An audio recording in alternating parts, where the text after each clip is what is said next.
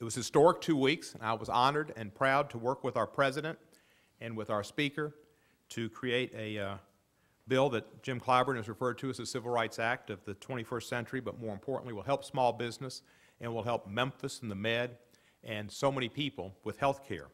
And I think that it was an historic day for our country, starting with Teddy Roosevelt over almost 100 years ago and continuing on through Franklin Roosevelt and Harry Truman and Lyndon Johnson, Richard Nixon, who had a similar plan, Bill Clinton, and now Barack Obama's success. And the plan is much like what Bob Dole and Howard Baker had recommended. So it's a centrist program that will provide health care for many people and help with our federal deficit. So I was proud to do that, and it's good to be home.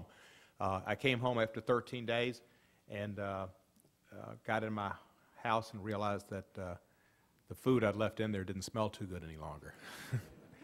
So it's good to clean up. This is the first federal procurement fair we've had. We hope to have more and plan to have more. I want to first introduce Marzie Thomas. Marzie is my deputy director and presently my director. As many of you know, Randy Wade has served as my district director for quite a while. He's on a leave of absence now, seeking another employment opportunity, which I hope he has the opportunity to have, and he'll be with us later today. I want to recognize two of my staff people who have done a great deal of work on this particular issue. Michael Fulton, who works in my Washington office. Michael works on small business issues. He's a graduate of Middle Tennessee State and a West Tennessee resident, and works on all kind of tax issues and other things. So if there's specific issues you have and need to discuss, Michael has information or will get you information. And then there is our Marine veteran and special friend and staff support in our Memphis office, Travis Green. They've done a phenomenal job putting this together. The Chamber's worked hard on this, so has the Black Business Association and other small businesses, and I thank them for their work, and especially the University of Memphis. It's just a coincidence I have my University of Memphis mug today, which on the inside of it says, "Go West Virginia." Small business is the heart of the American economy, and we all know that, and it's important that we support small business. Small businesses employ half of the nation's private sector workforce and create a large share of our new jobs. Small business is a jobs generator, but as well, it's the heart of the American dream for somebody to have an opportunity to have a small business and be successful. Most of you know, I guess, that Charlie Vergas passed away.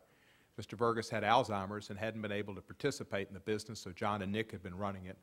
But Charlie Vergas is a man who was a small business hero, and I think should be in the Entrepreneurs Hall of Fame. Mr. Vergas took what was a concept of a restaurant downtown and created a small business that's known really all over the world. And like Stax Music, like Graceland, like Federal Express, it is a signature of Memphis, Tennessee, the world over. People talk about Rendezvous Ribs. That's small business. He employs a lot of people. He pays them well. The customers pay him well. And it's been a great success. And I just want you to, there's a visitation for Mr. Vergas today from 4 to 6 at Memorial Park and a service at the Greek Orthodox Church tomorrow at 11. And I'll be there, and I hope some of y'all can come and pay your respects. He deserves it, a great Memphian. Small and minority businesses play a significant role in our efforts to restore our Americans' economic growth, but especially here in Memphis. Memphis needs the tools and has the tools to compete. It's an investment that we must make, and this is going to help today and give you an idea of how your jobs, your businesses can participate with the federal government. You will learn today some of the basics on how to do business with the federal government and learn the process, and if you have any specific questions, you can ask them, and you'll meet the people that make the decisions, and hopefully that process will continue. We've passed some bills recently that affect small business in a major way. Besides the health care bill, and there will be small business tax credits that will be available immediately in the health care bill, and exchanges that will help small businesses have insurance at a better price, and the exchanges will start up soon. But there are other benefits too. If you have children that are under 26 but over, I guess, 21, they'll be able to stay on your insurance till they're 26. That's going to happen very soon. If you have a child who has a pre-existing condition, they will immediately that will not be an exclusion to health care. So children will be able to get insurance. That's important, and eventually pre-existing conditions will not be an exclusion for anybody. There will not be lifetime caps on health insurance. There will not be yearly caps on health insurance, and wellness programs and prevention programs will be non-deductible and non-copay, so people won't avoid getting a checkup, a mammogram, a colonoscopy, or whatever, because they have to pay a copay and they can't afford it. So we know people are going to be living that otherwise wouldn't be living because they'll get those checkups, and that's so important. And the donut hole is going to be closed, and seniors will get $250 this next year to help them with their drug bills, and there'll be an exchange started immediately for people in a high-risk pool. So a lot of great things are going to happen. Memphis, we were able to get some particular provision I'd worked on for a long time and broached the subject with President Obama personally at one of our caucuses to get disproportionate share extended to Tennessee, which will help the Med because it's the largest disproportionate share provider in the state of Tennessee.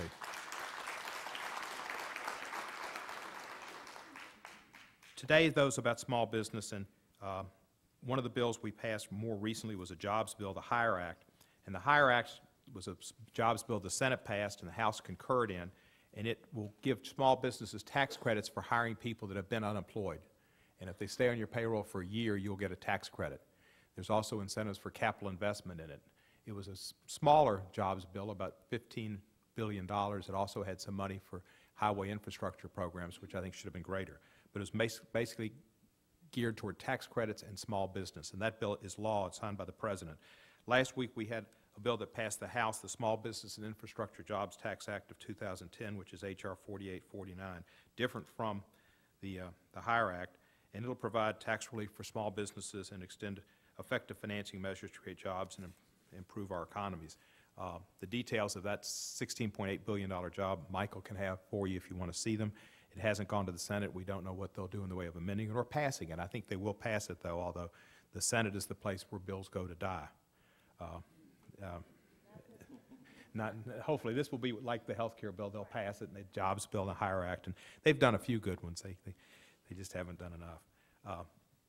It'll also eliminate capital gains taxes on certain small business stock acquired between March 15 of 2010 and January 1 of 2012 as an investment to make capital investments. So that should help, and it'll also spur state and local governments to issue bonds for infrastructure projects. So we hope that'll come through as well. The different individuals that are here with us, and I want each of them to stand for recognition, and thank you for coming. General Services Administration, and they may be down setting up. Is Ms. Rebecca Vanover here? Thank you, Mr. Vanover. Small Business has Ms. Sandra Jackson from Memphis. Where's Ms. Jackson? And her, I guess, your boss, right? Mr. Walter Perry. Where's Mr. Perry is the state director. He's been in Oak Ridge and Knoxville in the past, and now he's in Nashville, and he's working his way to the best part of the state. Minority Business Development Agency, Patricia Haynes. Thank you, Patricia. Mr. George Jones from the Department of Transportation. He's here. He's not No-Show Jones. Y'all know No-Show Jones? That's the country music singer, and he got that name, and he used that as his license plate, No-Show, because for a long time he was on the hooch and didn't show up. Department of Homeland Security, Ms. Chandra Lewis. Department of Energy, Frida Hopper. Thank you. The U.S. Army Corps of Engineers, Ms. Brady, Karen Brady. With the GSA Veteran Program, 21 Gun Salute, Mr. Bill Webster, and a Vietnam veteran. Thank you, sir. And from USAID, Kevin Davis. So our hope is that all these individuals will have booths set up. They can help you, and you get to know them, and if there are issues you personally have need to contact, you'll know who to call, or they can tell you who to call. And with that, I'd like to turn the floor over for a minute or so to Roby Williams and to Dexter Muller, who have been very helpful in putting this together and been friends for a long time. Dexter and I went to elementary school together. He was a year behind me at Idlewild. That's a big deal at Idlewild, which year you're in, because softball tournaments. But Dexter's with the Chamber of Commerce and Roby's with the Black Business Association, and is a great singer and great fan of Jackson Browne. And so first, Dexter Muller. Dexter.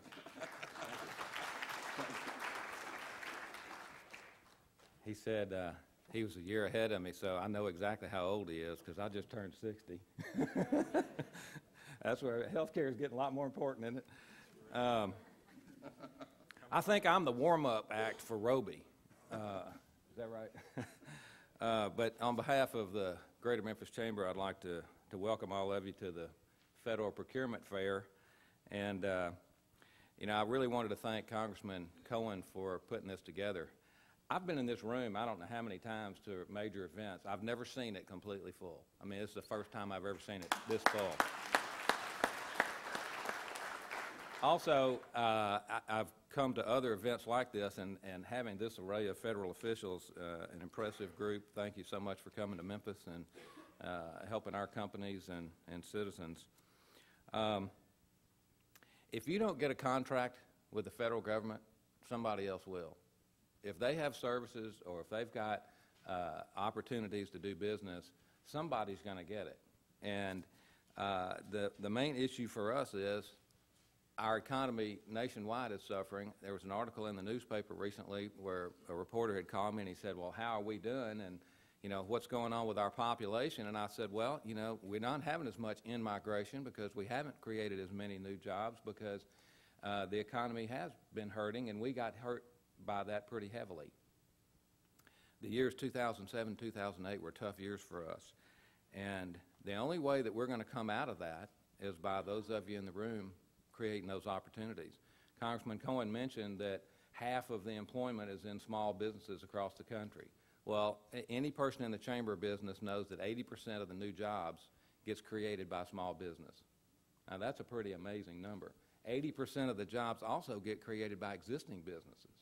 So when we're out working with companies and we're trying to get our local companies to grow and expand, the main way that we're going to grow our economy and come out of the recession is to create jobs in your businesses. Actually, I met outside a few minutes ago. I was meeting with a couple of local businessmen, Clarence Harris and Marvell Mitchell, and I started thinking there might be as much business that'll be done outside this room in that hallway out there as there will be here, because you see businesses that are kind of interacting, they meet each other, and every time you spend that dollar locally, and this is part of the conversation we were having, then it's not going to go to Chicago or California or somewhere. It's going to be a dollar that gets spent in this community and probably be turned over 3 and 4 times. One of my favorite entrepreneurs I just kind of looked up at is Councilman Joe Brown. He's up here up on the right. He was one of the original, jumped into the business a long time ago and has made a great success story. I think he's one of our other entrepreneurs that's really made it happen here. Let me just add also, Congressman Cohen has selected a very capable staff. Recently, I've had reason to call on him for 2 or 3 or 4 different things, sometimes transportation, sometimes a small company in Memphis. And they are great at constituent work. So after you hear all these presentations and you are trying to figure out how your company is going to be able to take advantage of that, use the resources and the names that he's given you, because they'll absolutely help you work through the final stages of getting business with the different departments that are here with you today. So as I just close, I'd like to again thank Congressman Cohen for inviting us to be here with you. And I will be here for the remainder of the time. If there's something that the chamber can do, sometimes there may be research, or you're putting a proposal together, or you need to have some documentation together that you can use for your business. We have great resources, a very strong research staff. We have a lot of contacts as well, so feel free to talk to me if we take one of the breaks, and if there's any way I can help you, let me know. Thank you.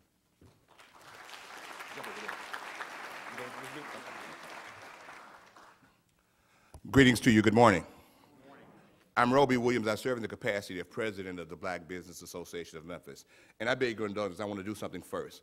Congressman Cohen, could you come stand out here for just a second, please? I want everybody to stand on your feet, please. And I'm going to say something. Perseverance is genius wearing a disguise. All of you heard several weeks ago, dead on arrival, no health care, do it over. Congressman Cohen, President Obama persevered, and we got it done. How about all of us, since we're standing, give him an ovation for getting this done, for representing us.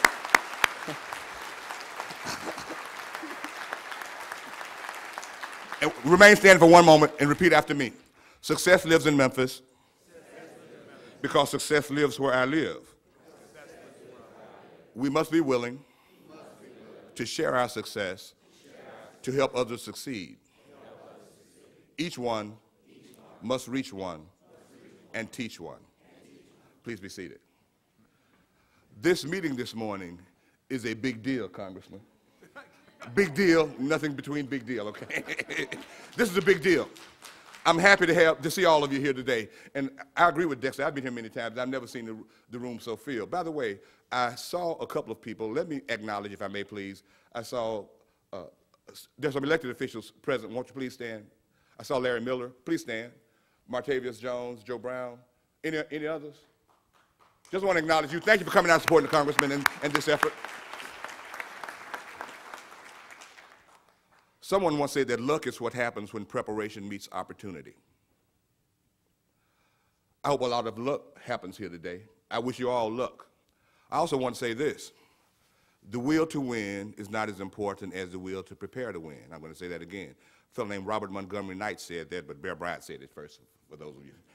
The will to win is not as important as the will to prepare to win. Today you're going to encounter some persons with the government, with federal government and agencies who have some dollars in their pocket that may not be accessible to you today. But what I want everybody to do is plot out where you are, how far away you are from getting those dollars to go into your coffers. Am I making sense so far?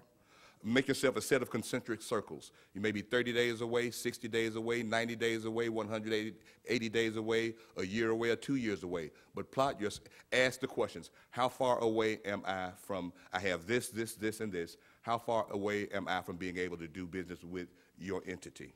Find that out. You need to know that before you leave here today. And then you make a preparation plan of getting yourself from 360 days to payday. Payday is the bullseye in the middle. Am I making sense? So I want all of us who are here today to do that. Now, this is a time, folks, for entrepreneurs to be successful in the city of Memphis. This is a time for us to develop entrepreneurs, support them, and we'll do this with wise consumerism as well. That's another part of the platform that we have to do. We have to consume wise and purchase our goods and services from locally owned business persons. I'm really pleased. I had an opportunity to work with the Board of Education recently on the new school board transportation decision. And I met with the people from Durham and found them some locally owned small businesses with whom they could partner and work so the dollars will come to Memphis rather than leave here going to Illinois or going in some other direction. We need to support our own locally owned small business persons and locally owned business. Thank you so much. I'm never expected applause unless I say something funny. I was just telling the truth. You don't expect to be applauded for a prayer or for telling the truth. But we do need to support locally owned small businesses.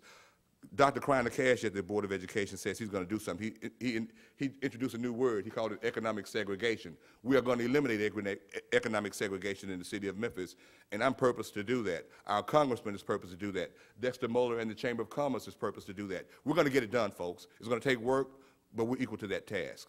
Thank you for having us out this morning. Do the knowledge. That's my new mantra, do the knowledge. Starts with Francis Bacon, knowledge is power. A couple of years ago, we had a quote at the Black Business Association, and we said, knowledge empowers. Now we're asking you, do the knowledge. Do what it takes to get yourself in a position to do business with all of these folks here today. I'm hoping some luck happens here today. If it doesn't happen today, prepare yourself to make it happen later on. Thank you for coming out. God bless you. God bless Congressman Cohen, you've been promoted, and God bless the United States of America.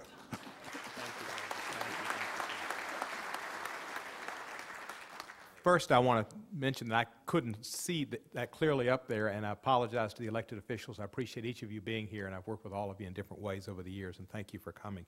Neeraj Shah is here, and he's one of my staff members as well, I want to recognize. Paul Moinster's here. He's my transportation specialist in D.C., and Ty Standback is a community outreach person. So if you have issues with transportation, Paul does transportation, conservation, energy, and anything that's kind of goo-goo-ish. So if you're into walking trails or bicycles or landscaping, he's into all those things. And they're all good, but I give him a little leeway on those things. I would like to thank Roby and each of you for the applause. I didn't really expect that. I had polio as a child and kind of thinking I was going to be the poster child one year. I didn't realize I'd be the poster child for health care, but that's more important. So that was nice. And I want to mention some specifics about the hire bill, which I had asked to be sent to me in my BlackBerry so I could give them to you. And if you hire new employees after February 3 of this year, but before January 1 of 2011, and if you certify that they've not worked more than 40 hours during the last 60 days, then you get a tax credit, and you also, it allows an increase in the general retention for such employees for at least 1 year at specified wage levels. So those are two excellent opportunities to hire new people, and the expensing provisions change, increases to $250,000 the expensing allowances for depreciable business assets for the taxable years beginning after 2007 and before 2011, and a qualified tax credit for bonds. But Michael can deal with that if you want specifics. With all of that said and done, I just want to thank everybody for coming and the University of Memphis for helping put this program together, and now the agency presentations. And so I guess first we'll go to General Services. Ms. Rebecca Vanover. Thank you.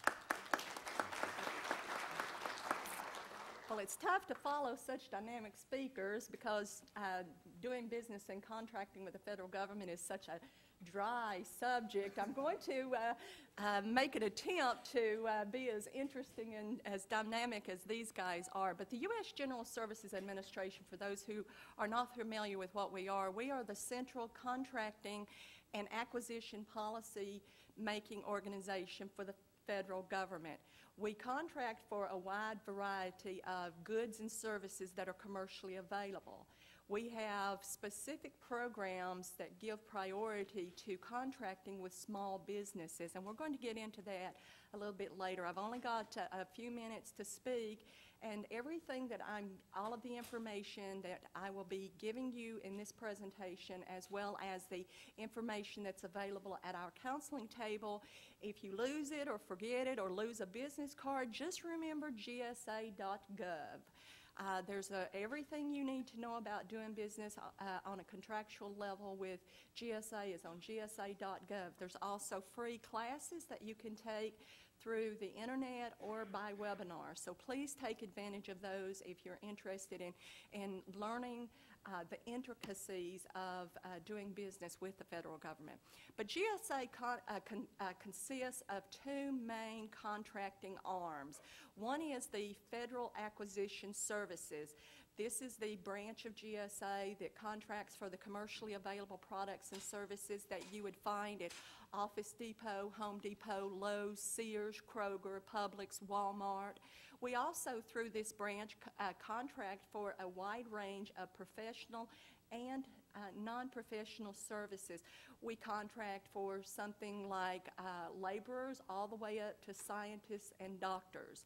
So we have these ongoing contracts. They can range from 12 months to 20 years. The Public Building Service is responsible for the acquisition of real estate, building, constructing, and maintaining federal buildings and U.S. courthouses. And in many cases, federal agencies do not want to be located in one of these buildings, so they will commission us to be their real estate agents. So we will go out into the local community and we will obtain commercial lease space for them. We also will award contracts for all of the services that affect the interior and exterior of federal buildings, whether it's window washing all the way down to child care centers and cafeteria and vending services. Now, GSA offers businesses the opportunity to sell their product and service to the federal government through a fair market value system. We do not evaluate your price with someone else in the local area because we do take direct and indirect costs into consideration. When we negotiate, we arrive at a fair market value for your product or service. and we do want you to make a profit, so you will, elevate your prices a little bit. Most of GSA's contracts are negotiated, which allows you to have a participation in dialogue during the process, and if you feel along the way that you have cut it a little too close to the skin, you have an opportunity to negotiate that and make your negotiation official with GSA aware that you have made that too low and you want to come back in and change those factors. The only type of contract that GSA does through the seal bid is through construction and large renovation projects. We still use the seal bid, but if it is a commercially a product or service, we will use the negotiation process.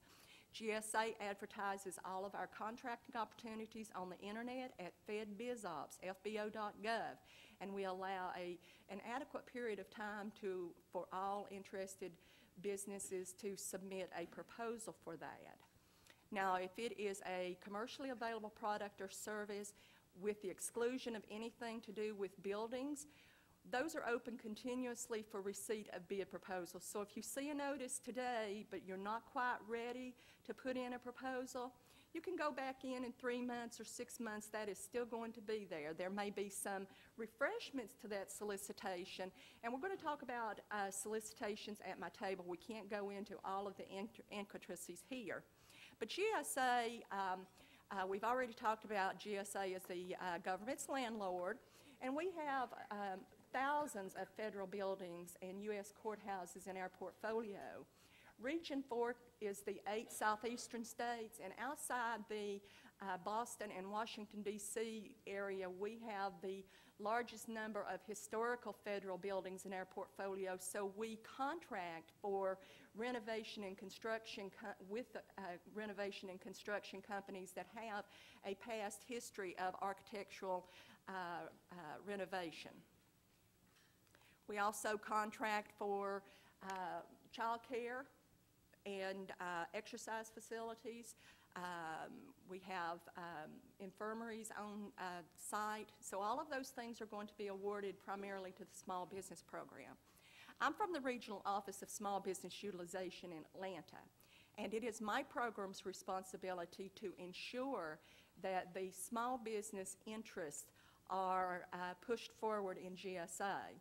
We're typically, and we are recommended to be the first point of contact if you're interested in contracting with the federal government.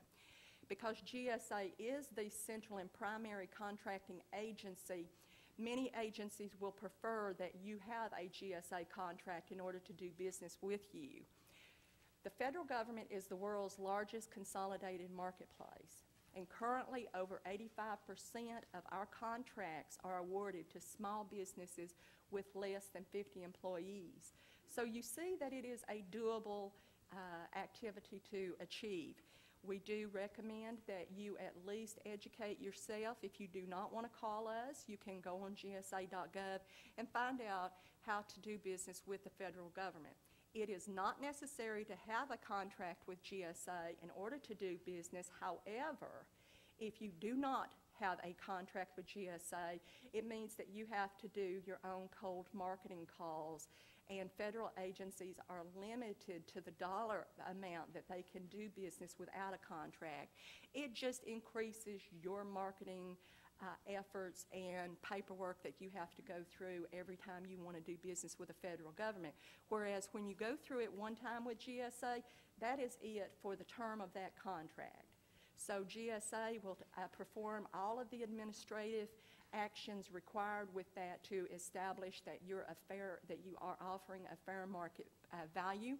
We also conduct a certain level of security clearance because all federal buildings and U.S. courthouses are basically limited access. You can come and go, but there are security checkpoints there. There are certain areas within that federal building that unless you have a certain security clearance, you cannot access. All military bases are closed access unless you have a certain level of security. So if you want to do business with those, instead of that individual federal agency that's going to be your customer having to do the security clearance, GSA does it once. And that's good for the terms of your, for the length of your contract. So GSA performs all of the administrative work up front through our negotiation process with the contractor. Now, GSA contracts for a wide variety of products. There's only two categories that we do not contract for. One is warfare and armament, and the other one is livestock, live animals, with the exception of canine units. Canine units are dogs.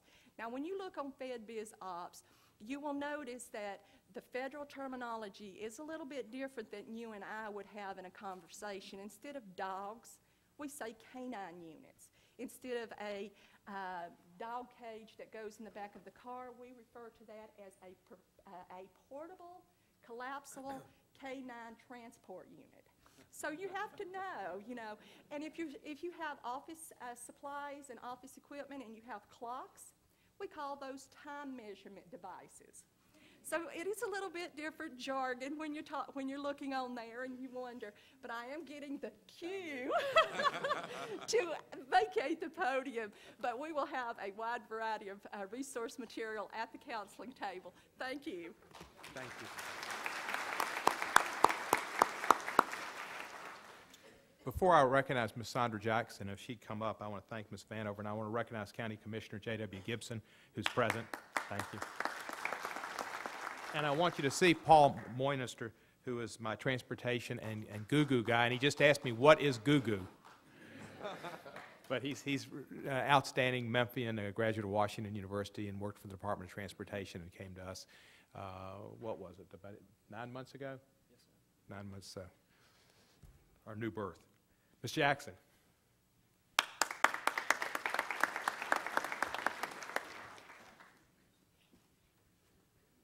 Good morning, everyone. Morning. Before I get started, let me first say thank you so much to the Congressman and his staff for inviting SBA to be a part of this program. And also let me reintroduce my boss, Walter Perry. We'll both be at the tables out front so you can talk with either of us. Now, the SBA is not a major purchaser. We more or less police the agencies that you will hear from today to make certain that all small businesses receive a fair opportunity to vie for the government dollar. As Ms. Vanover said, the federal government is the largest purchaser of goods and services in our country, and we realize that small business can't compete with big business. So the SBA is the agency that has been charged with, number one, determining if a business is large or small. We also, and we do this by various codes. Now, everything that you would buy from a federal agency has been categorized into a code, which we call the North American Industry Classification Code. And every code has a measurement. So we either measure by dollars or by gross receipts, if a business is large or small. Now, in order to ensure that the small businesses receive a fair share, SBA works with each one of the agencies to not only police them, but to set goals. Now, small businesses, and all the dollars that the federal government buys, small businesses should receive 23% of those dollars, and that can equate into billions and billions of dollars. Now, also, not only small business, within that we have subcategories. We have small and disadvantaged businesses that should receive 5% of those dollars. We have women-owned businesses. They should receive 5%. We have hub zone businesses determining where a business is located. They should receive 3% of those dollars. And then we have service-disabled, veteran-owned small businesses as well as veteran-owned businesses that should receive 3%. Now, why am I saying all of this? Because if you fall into any of those categories, you definitely want to let the agencies know. Because one, this helps them attain those goals that SBA is policing them, saying, did you do your fair share? Now, in order to do business with the federal government, you have to first get prepared. And one of the first things you do is you have to be registered. Now, if you're going to do business with the government, you will have to do your paperwork. Your first start is through the Central Contractor Registration System. And as Rebecca said, it's very easy to remember these systems and websites, like it's SBA.gov. When you want to register into the Central Contractor Registration System, CCR.gov. And that is a requirement. That's your first step in getting prepared to do business with the government. Now, we also realize that in going through the maze of paperwork, that it is difficult, and a lot of small businesses are intimidated to say, I can't do business with the government, but yes, you can. Because the government at some point, somewhere within the United States, buys basically everything. So as a consumer, whatever a consumer would purchase, we buy it. So you've just got to determine where and when, at what point we will be trying to buy it. Now, we do offer classes that will assist you in going through this maze. As a matter of fact, since you're located in Memphis, Tennessee, I want to take the opportunity to do an infomercial. My next class for how to do business with state and federal governments is April 20th, and it's at 555 Beale Street. So if you're interested in learning how to tap into these markets, how to find out what the agencies have to offer, please come to that class. It starts at 9 a.m. Now, if you need more information, by all means, come by my table. I will be set up out in the lobby. Or go to the SBA webpage, which is sba.gov. But my name and my business card is up on the screen. So please call me if you have questions. Thank you so much for inviting us.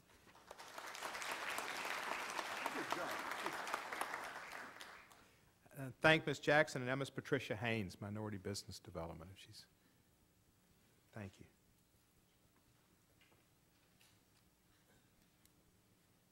Good morning. Good morning. Thank you all for inviting me. I am Patricia Haynes with the U.S. Department of Commerce, Minority Business Development Agency. I am the Regional Director for the Southeast region. I have 9 states in the Southeast that I am responsible for. The Minority Business Development Agency is a 40-year-old agency that is tasked with working with minority businesses of all sizes. We are tasked also with helping those minority businesses to get contracts, to get financing, and to provide them with technical assistance throughout the United States. We do that by giving grants to different organizations to do minority business development, and we also have staff within our regional offices and at the national level. In this particular region, I have 9 grantees who do minority business development. I have a staff of about 65 people throughout the region who are responsible for working with minority businesses. In 2009, which we can all say was one of the worst years for small business, we were able to accomplish about $500 million in contracts and finances. We work with all the federal agencies. My partner over here in crime, the GSA, has been very successful in helping us to get quite a few contracts in 2009. We appreciate that. The Southeast region is pretty much one of the biggest areas for construction and infrastructure development, and so we really focused on that in 2009. We are also very much involved with corporate America. We work with the corporations and help them find the right minority business when they have contracting opportunities. They come to us and ask us for our assistance in that area. We have minority business owners registered with us through our portal that you can find at mbda.gov. I have more information about that at my table, so you don't have to worry about writing any of this down. All of it is on paper for you. And with those strategic partnerships and relationships, that is how we are successful in helping minority businesses get the $500 million in contracts or financial assistance in 2009. The agency as a whole helped minority business owners gain access to contracts or financing in the amount of $2.4 billion in 2009 across the country. We have the Southeast Regional Office in Atlanta, where you'll find myself and my staff. We also have East Coast region, which you will find in New York. We have a Midwest Regional Office, which you will find in Chicago. We have the Southwest Regional Office, which you will find in Dallas. And of course, the West Coast Office, which you will find in San Francisco. There are people in each of those offices that can help you, that can direct you, If it's something that we don't work on and we really refer them to our partners at SBA or GSA or wherever, we will do that as well. Our focus pretty much is on minority-owned businesses that have $1 million in revenue or more, or who have a high growth potential to reach that within 2 years. But we also work with companies smaller than that if, in fact, we find that they are in need of technical assistance. So if they need help with getting their companies organized, organizational development, we may partner with SBA to do some classes. They have the E200 program. We refer people to that program. GSA does all the training for us on how to get on the GSA schedule, so we partner with them for that. If people need to get certified in a number of different ways, whether it's with the state, county, or federal organization, we work with our partners to get that done as well. If you are interested in working with MBDA, you can contact me at MBDA's office in Atlanta.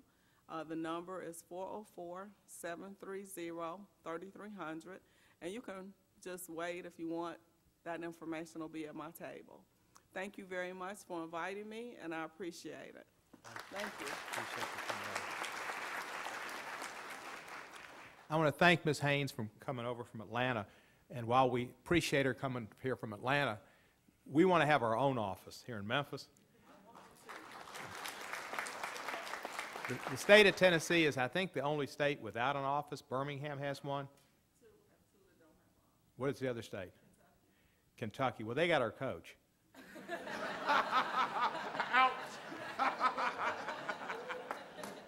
So we're trying to get a minority business office here, and we met with the Commerce Department people through our work through Michael Fulton and me bugging them so much. They came over and they said Memphis is first on the list to get the next center.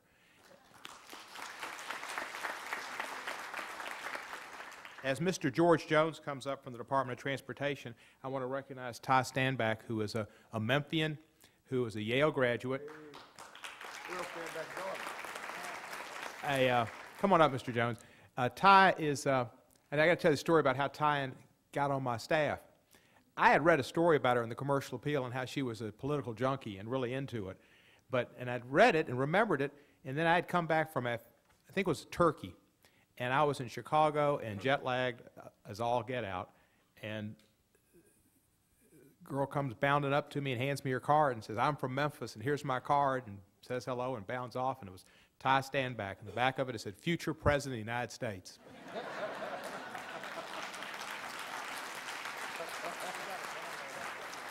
I held that car, and a year later, the Yale graduate left Connecticut and came to my office, so we're lucky to have her.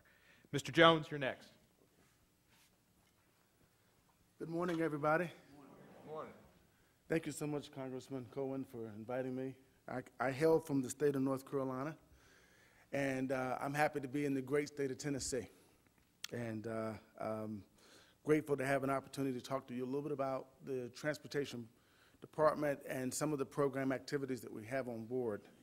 Let me first and foremost say that I represent the South Atlantic Small Business Transportation Resource Center. I'm the director for that program. And we're based in Greensboro, North Carolina, but we serve the Southeast, we serve 6 states in the Southeast. Most of you all are March Madness crazies right now, so I don't want to get into a huge brouhaha, but we represent about 5 states, the state of North Carolina, the state of Tennessee, the state of South Carolina, the state of Virginia and West Virginia, and the last state is Kentucky. I'll leave it at that. Okay. Let me share a little bit about why I think it's really an important opportunity for most of you all, because oftentimes when you think of transportation, you think simply vertical construction or horizontal construction. You think of federal highway infrastructure development. And we're very fortunate because not only has the President and the Congress focused on this as a major initiative for our nation, but we're very fortunate that we have so much opportunity in the transportation-related field. So for many of you in this room that may be IT, have IT backgrounds, and may be in the area of staffing, contracting, general maintenance, all of those areas that serve GSA and SBA.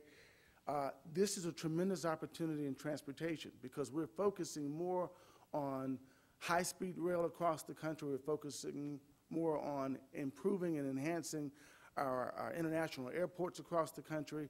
There's a whole lot of effort being placed around our federal agencies within federal rail and federal aviation. The other major category, as we all know, is FedEx is the capital. They're located here, regionally headquartered here, nationally headquartered here, and they are very, very focused on air freight. And so we have a tremendous opportunity as we build this infrastructure between the southeastern corridor to really build up the transcontinental air cargo freight that goes back and forth between Europe and Asia and the U.S. So this is a tremendous opportunity for all of you. Now I have some booklets here that I'll be passing out at my office, at the table outside, that give you a lot of the contacts and resources that are based across the federal agency level within transportation. But I will tell you that our primary focus within our SPTRC office is to do three things. One is to identify project opportunities. So depending on your size, capacity, and growth of your company, we assist in identifying federal, state, and local project opportunities. We have we have what we call a procurement forecast, and we can identify those projects that are specifically set up that match up with your capacity or your company structure. The second thing we do is we have an STLP program, a short-term lending program, and we have been very, very successful. In fact, our region has been the most successful in the country as it relates to providing STLP loans. We provide short-term lending loans to those companies that have contracts with either FAA or FRA or FHWA. Those companies have been very successful, and they've come out of Tennessee, they've come out of the Southeast. We also have another financial instrument that the Congressional Office put together a year ago, which was $20 million was set aside for bonding assurance, a reimbursement program. What we're basically doing in this funding stream is we're providing surety bond reimbursement fees for those companies that have contracts that are stimulus funded. And so we've been very successful in that effort. And I can talk about that very specifically and give you details as it relates to this area. And in addition to that, we have our website and a host of a lot of other information on this booklet here. So that'll be available to you all when you come in. And let me just make one more comment. Best practices. For many of the companies that compete for transportation projects, the majority of them that have been very, very successful have a strategy. And so what we're doing right now is we're probably one of the few agencies that develops what we call a benchmark analysis, a benchmark assessment. And so we help companies identify just what their competition looks like.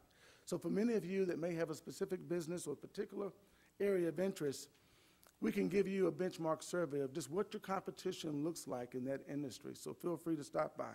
Thank you, sir.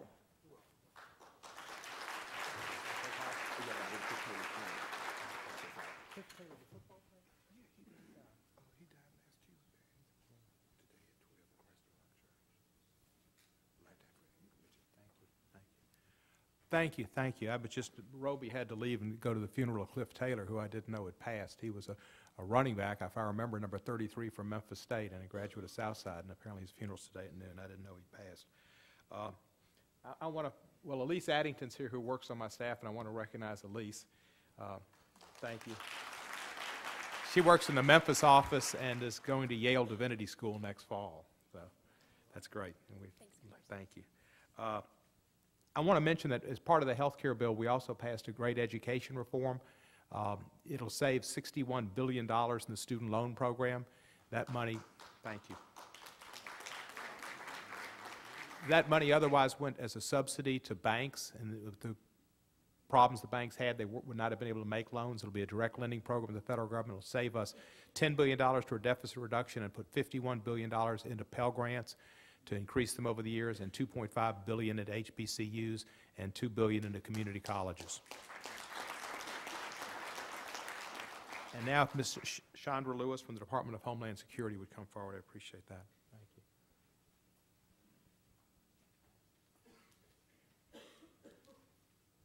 Morning. I'm Chandra Lewis, Department of Homeland Security. I am a small business advocate. I'm also a former contracting officer at the Federal Emergency Management Agency. At the Department of Homeland Security, there are three major business opportunities: contracts and subcontracts, research and development opportunities, and grants to state and local governments. For the next few minutes or seconds, I'm going to speak strictly to contracts and subcontracts. In acquiring goods and services at the department, we consider all of the major small business programs. We consider the 8A, the Hub Zone, Service Disabled, women-owned businesses, and also traditional small business set-aside. We also encourage small business teams, and we encourage joint ventures. In our full and open unrestricted competition, we have what we call a mentor-protege program. It's a very robust program, and we ask you as a small business to consider participating in our mentor-protege program. The program has three incentives.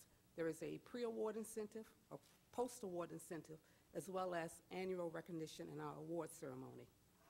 I have additional details about the program. If you're interested, please visit me at my table. If you're really serious about doing business at the department, we ask that you do your homework, understand what we buy, why we buy it, and realize there are 8 major buying activities at the department. You need to learn what they buy so you can help them solve their problems. Our 8 major buying activities include Customs and Border Protection, the Federal Law Enforcement Training Center, the Transportation Security Administration, the Federal Emergency Management Agency, Secret Service, Coast Guard, and Headquarters Office of Procurement Operations. Within each of those components, there resides a small business specialist. We encourage you to get in contact with a small business specialist for the component that you're interested in doing business with. The small business specialist resides within the component, and they are very familiar with the requirements of that particular component procuring at that particular time. We also ask that you review our forecast of contract opportunities. In our forecast, there's a point of contact. That point of contact, in most cases, is the actual buyer, is the user. We ask that you consider, in lieu of calling that point of contact, because they're doing other things as well, you might want to call the small business specialist. That specialist is there to assist you as a small business. So if you're calling the point of contact in our forecast and they're not calling you back in a timely fashion, call the small business specialist for that component. That component, small business specialist name and phone number, is listed on our website, dhs.gov, and it's also listed in the forecast. I have a lot of material here with me. I have the forecast here in paper form, and I also have a listing of all of our major prime contractors who have subcontracting opportunities. In our office, I am in the Office of Small and Disadvantaged Business Utilization. We are responsible for producing the forecast. We are responsible for making sure that all of our major prime contractors are meeting their subcontracting goals. We are the link to all of the DHS Acquisition Office, and we are there to assist you as a small business in working with any small business issues you have within the department. If you have already been successful, you've been awarded a contract within DHS, and you're having some type of issues, maybe payment, or you don't think it's a subcontracting issue and you're not satisfied with your relationship with the prime contractor, then call us in the OSDBU office. We're there to assist you. We also administer in our office the Mentor Protege program. If you are an information technology firm, we're currently in the process of procuring a major IT contract for IT services, and it's called Eagle 2.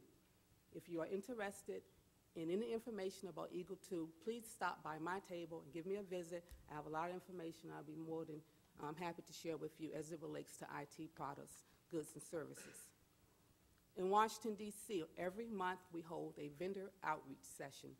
These are prearranged 15-minute sessions with each of our small business specialists. You register online at our website, dhs.gov/open-for-business. You come in, you have meetings with each of our 8 components are represented at this session. and you have 15-minute pre-arranged meetings with each of our small business specialists. We also have there our prime contractors who have opportunities for subcontracting. So if you're interested in our vendor outreach sessions, please also stop by my table, and I can provide information on that as well. We have a very successful small business program. We exceed most of our statutory goals.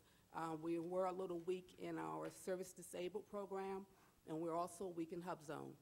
We anticipate exceeding our service disabled goals this year because we have recently awarded a 100% set aside service disabled called PACS. It's for program management. All of our components are utilizing that contract this year, so we think we're going to exceed our goal in service disabled. We still need help with Hub Zone. If you are a Hub Zone firm, please stop by, give me a call, and I'll give you my information, and let me know about your company, let me know what your capabilities are so I can pass that information on throughout the department. I am available at my table. Please stop by, give me a visit. If not, please visit our website, dhs.gov/open-for-business. Thank you.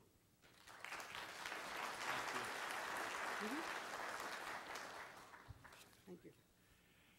I want to recognize another staff member before Ms. Hopper comes up in the Department of Energy. Ms. Hopper, if you just come on up. But Brittany Johnson works in my communications area in the correspondence section, and she's the person that worked the most on health care, St. Mary's and the University of Memphis, but she was working with us constantly on working on that issue for the Met on disproportionate share and for the Mississippi and Arkansas folks to pay. So welcome Brittany back. And we have with us Ms. Sandra Sanders, and she's kind of sitting in the corner back here, but she works with Ms. Haynes, and she mentioned to me she understands Memphis should be first on the MBE program to get a new center here, and she's a Southside graduate. So thank you for coming. Thank you. Ms. Hopper. Good morning. Thank you again, Congressman and his staff, for inviting me to participate in your program this morning. It is indeed a pleasure to be in the Memphis area. I am Frida Hopper, and I am the Small Business Program Manager for the Department of Energy out of Oak Ridge, Tennessee. And I'm going to quickly try to go through some slides to give you a short view of what's going on in Oak Ridge. First, we have 5 major entities in Oak Ridge. The Oak Ridge office, which I am employed by and is the federal agency. We have the Oak Ridge National Laboratory.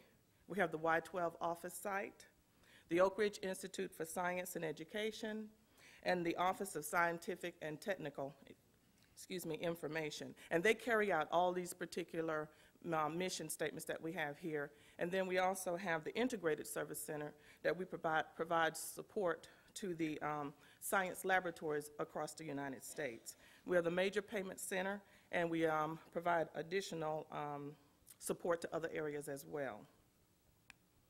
These are our DOE major operating contractors. As you've heard spoken about the contractors, they have subcontracting opportunities. The Department of Energy itself contracts out. Fortunately, last year in 2009, we had a banner year. We contracted out over $200 million to small businesses. These sites, these particular contractors have a subcontracting plan of which I work with the contracting officer to negotiate those specific goals. And all of the areas that Sandra mentioned, 8A, Hub Zone, and the others, are part of those subcontracting plan, and we police those pretty heavily with the contractors.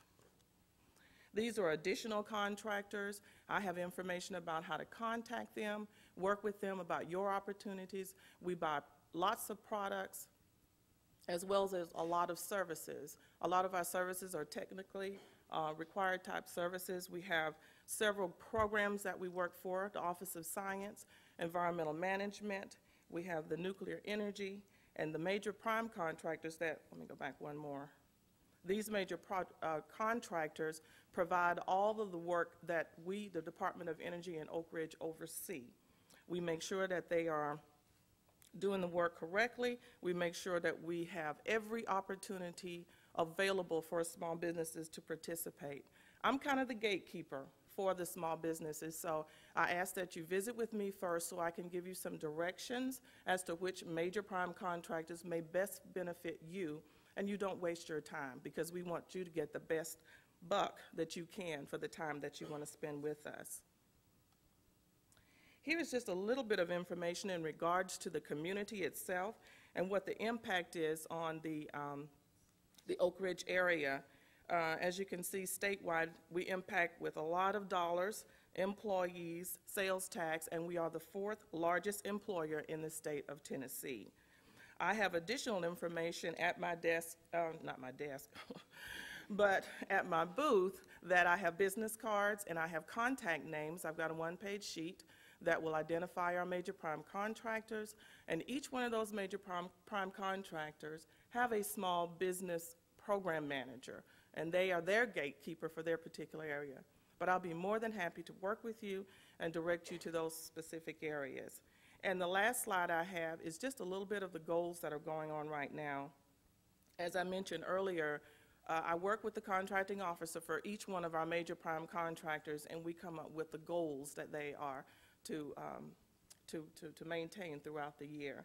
And this is just a very, I hope you can see this enough to see how much the goals are. Each one are, they usually go above 50%. Most of them go above 50%. So we have some very, very challenging goals. We are still looking to increase and meet goals in the service-disabled veteran-owned small business area.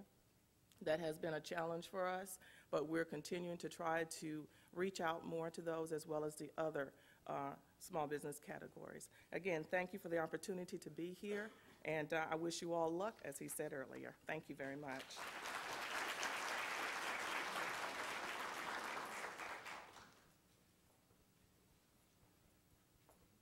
Ms. Brady with the Corps of Engineers, thank you, thank you.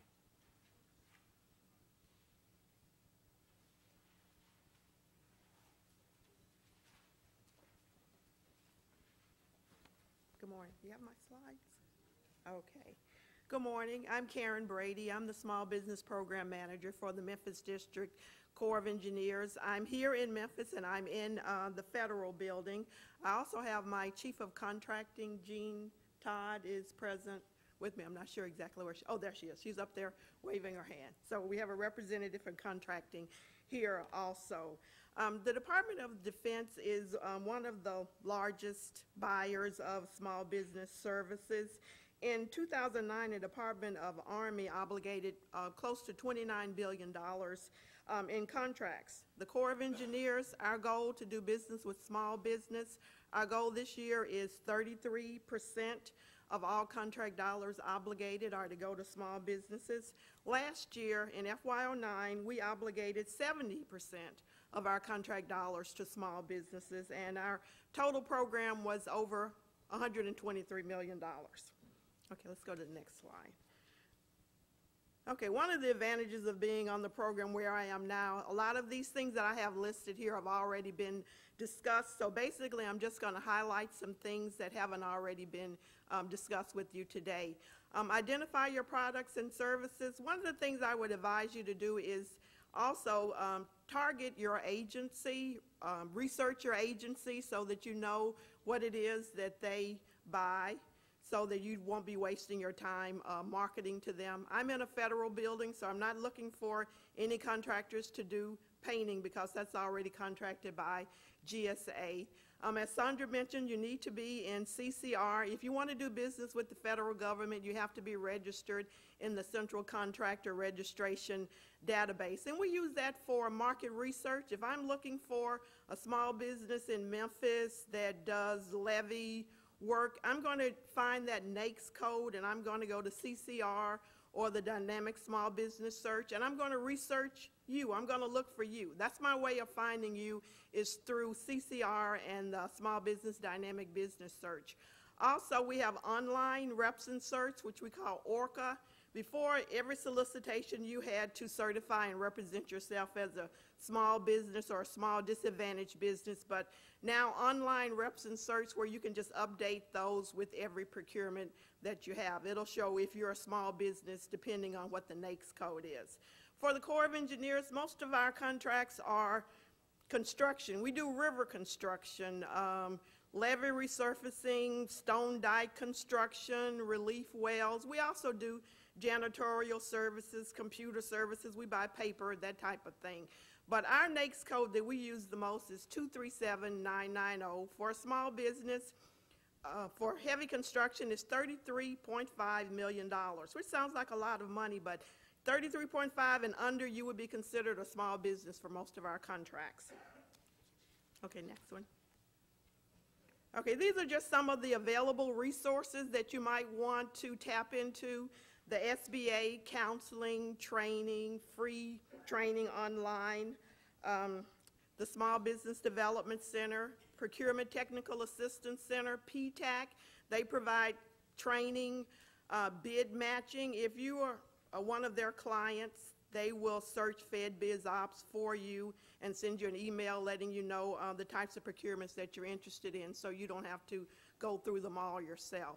Office of Small Business Programs, that would be me, the Small Business Program Manager. I would be your contact with the different agencies. I'll know what we're buying. I will know who the end users are. I will basically help you get in the door to look at your capability statement. But if you're going to come and see me, first set up an appointment. Don't go and call on anyone, just showing up at their door, and only stay about 15 minutes and just tell them about your goods and services. And if you call them and you don't get a call back right away, keep calling, be persistent. Federal Business Opportunity, FedBizOps, that's where you can find us. I find you through CCR, you can find us through FedBizOps. Everything over $25,000, we have to advertise there. We advertise sources, SOT, synopsis there. We advertise our awards there. You can also find out about conferences or industry days there. If we have a procurement that we don't know what the market is right now, or we're looking for a particular service-disabled veteran or hub zone contractors, we will put out a sources, SOT, synopsis, where we're looking for you and we want you to identify yourself. And if we get enough response, then we can set things aside for your particular category, service-disabled veteran, hub zone, that type of thing. Next one. Okay, just marketing your company to us. I was going to say that you need three capabilities. One would be like your elevator speech, something that will last 60 seconds, where you could talk about your company and what it is that you produce and what it is that you're going to do just between floors on an elevator. You need a one-page capability statement where you basically, a synopsis of your company, put it on colored paper, one page, so it won't get lost on someone's desk, and just have a full-blown capability statement when you go to call on someone after you have an appointment. Basically, that's about all I want to say on that slide. Okay, the Corps of Engineers is basically, I wanted to highlight the Memphis district. These are some of our employees. They go overseas. These shows the locations where they are: Baghdad, Afghanistan. They volunteer to go overseas. They're from project management, contracting, resource management, public affairs. So all of these employees are serving their country right now. Okay, next slide. This just shows some of the work that we're still doing in New Orleans post-Katrina, where we're replacing the T-wall with an I-wall. Okay.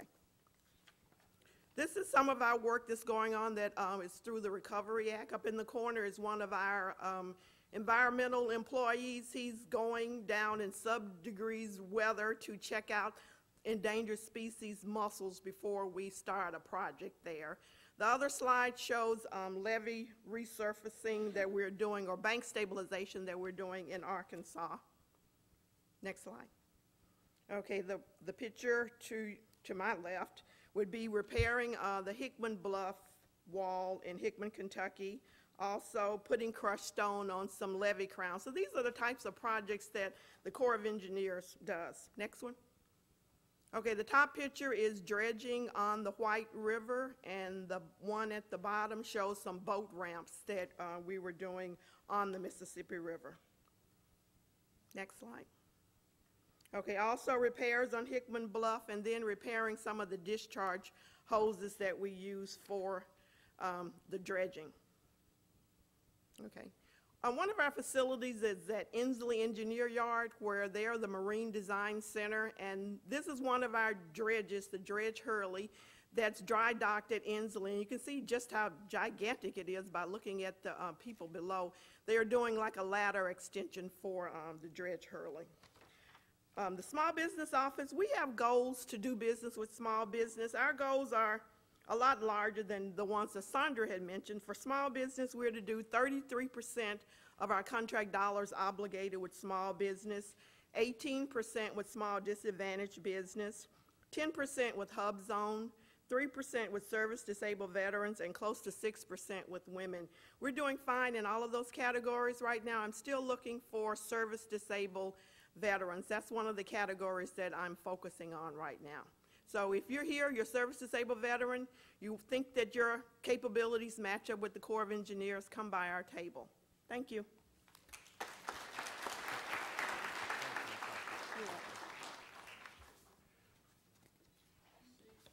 I think somebody took my cheat sheet.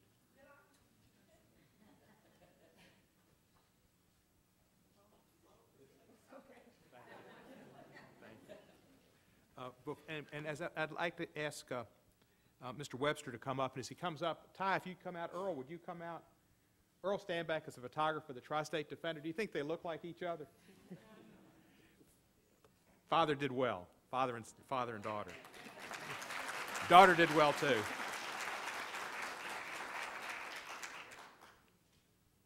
Picture. Sporting his Melrose Championship shirt. And also, you've got in your packet some information, a survey on jobs. If you can fill that out, there's also an email card if you can fill that out and leave it.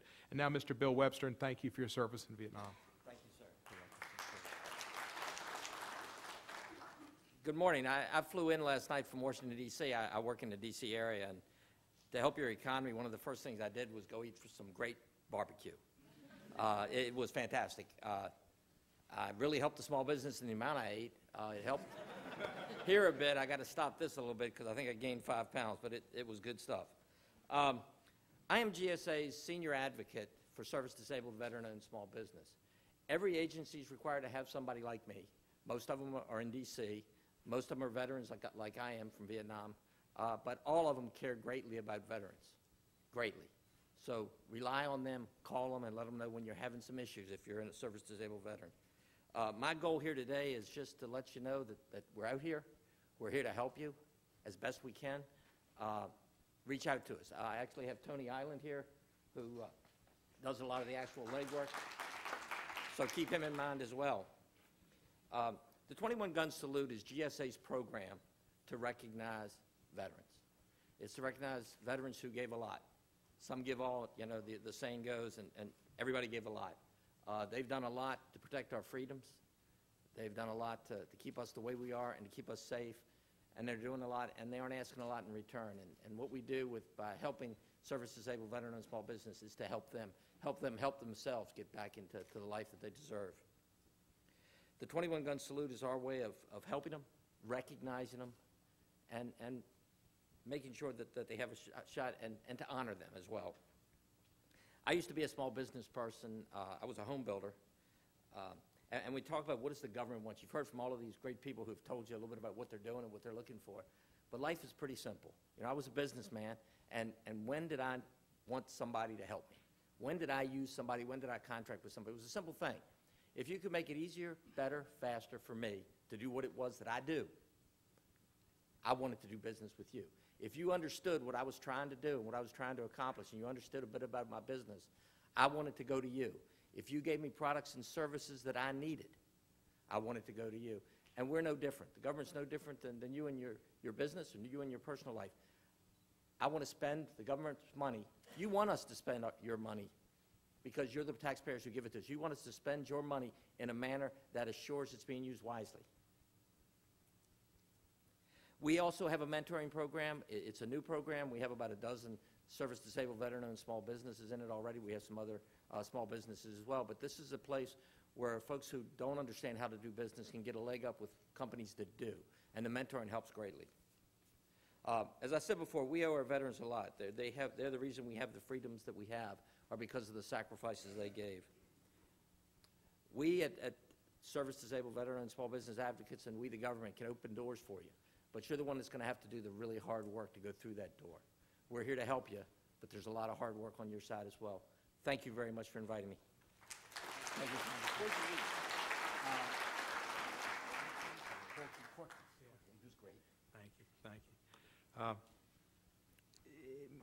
Thank you. Follow with Bill's remarks, I just wanted to mention that I think, and it's maybe a little premature, but I'm pretty sure that in May we're going to have a major announcement on a personnel position at the Veterans Hospital in Memphis, which I know will make us a much better hospital, and that's been something we've been working on a long time. And at sometime soon we're going to have something in the Justice Department too, which I think will make everybody proud. But with that, I want to bring up USAID, Kevin Davis. Thank you.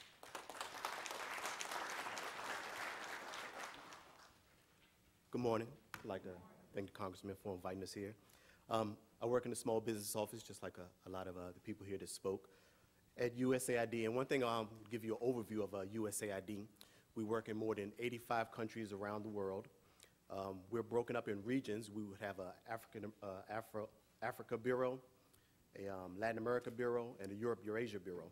And we're decentralized contractually, which means we have a contracts office in Washington, D.C., where we're located. I'm in Washington, D.C., as well as each mission around the world would have their own contract office and their own contract authority to spend their dollars there. Some of the overlapping programs would be global health. You would have your HIV/AIDS, malaria, children nutrition, children immunization, and these programs would overlap whichever region they're in. So we would have like a clinic in Latin America as well as one in Africa. And depending on the side of the Washington office, the funds would be spent in both of them, which means you would get a task order in either one and it could cross all the regions. We also have an EGAT office, Economic Growth, Agriculture, and Trade, where a lot of our infrastructure falls under. With that, we help people get stuff to market. You may have seen where we spent millions of dollars on roads. Roads was one of the ways in Afghanistan to help people get their product actually to market. We have a democracy, conflict, humanitarian assistance office. You may have seen a lot of things. You know we work a lot in Iraq. We work a lot in Haiti. We've just requested $2.8 billion more in our supplement to our congressional budget justification for more work in Haiti and their relief. To give you an update on that, we anticipate more in the infrastructure area in Haiti, as well as global health contracts in Haiti. Upcoming contracts, immediate contracts, which we were asked to provide. We have freight forwarding. I see FedEx is a big employer here. And we also have a mentor-protege program, as most of the other government agencies have. Freight forwarding and warehouse contracts, we anticipate that to be a total small business set-aside that's coming out in the near future. We estimate that to be about a $50 million requirement. We have a technical assistance requirement that's totally set aside for small businesses. We estimate that to be about an $80 million requirement. And the reason our requirements are in these dollar ranges is because, again, like I said, they could transfer from Africa. We would issue a task order, and we would require the contractor to have the logistics and everything in place to be able to perform the services whichever mission has the need. So you may have a need in Latin America as well as in Africa. And if you're one of the winners under this contract, and I say one of the winners because normally it would be a multiple award, we may have 4 contractors. This one we're going to have a total small business set aside. Our contracts will be partial small business set aside. We'll be full and open. We may have 4 large businesses, or depending on your score, the small business can win that. And we'll have 2 exclusively set aside for small business. But we will issue a task order, and then you will compete again with this smaller group on the task order to give you an overview of how we handle some of our procurements. A lot of people have mentioned being registered. You know, I can't emphasize that enough. You know, just cover the ground in as many niches as you can to make it easier for the government to use your services. One of the things is speed. When I was a contracting officer, GSA schedule was one of the fastest ways to get something done. So you got to think, if the person working for the government has an inbox with 20 contracts in it, they really need to get them out. 8A contracts, being a certified 8A firm, was another quickly accessible, you know, quick turnaround requirement. The program office is one of the ones you would initially focus on marketing to, get to know that program officer. They are the one tasked with whatever it is in whichever agency, even in our agency, if it's somebody in global health office, if it's the HIV office, whatever their new mission is or their new goal or objective is for this requirement, you need to identify it, see what regulations they fall under, see what their new initiative is, see if anything's changed. Take a look at their specific section in the congressional budget justification to see if they ask for an increase in budget or if it's a decrease. This will help you, initially in targeting that particular agency or that particular office. Because, our websites, I can direct you to our website, usaid.gov, but most websites are full of a lot of information, but narrowing it down and targeting, I would start with the congressional budget justification. Go to our website, go to FPDS NG, and see what particular agencies, what they buy.